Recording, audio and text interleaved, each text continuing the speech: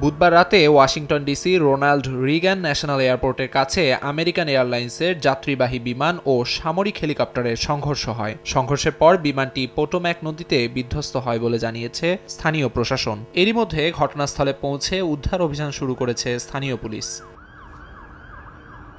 Federal aviation administration সূত্র জানিয়েছে, স্থানীয় সময় রাত ৯টার দিকে রানওয়ের কাছে পৌঁছানোর সময় বম্বারডিয়ার CRJ-700 মডেলের আঞ্চলিক জেট বিমানের সঙ্গে হেলিকপ্টারটির সংঘর্ষ হয়। FAA এর বরাতে সংবাদ মাধ্যম CNN জানায়, আমেরিকান এয়ারলাইন্সের ওই বিমানটিতে ৬০ জন যাত্রী ও ৪ জন ক্রু রয়েছেন।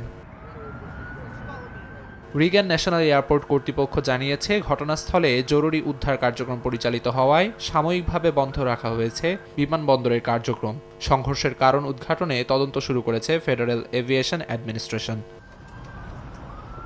আমিরুল ইসলাম আলিফ, সময় সংবাদ।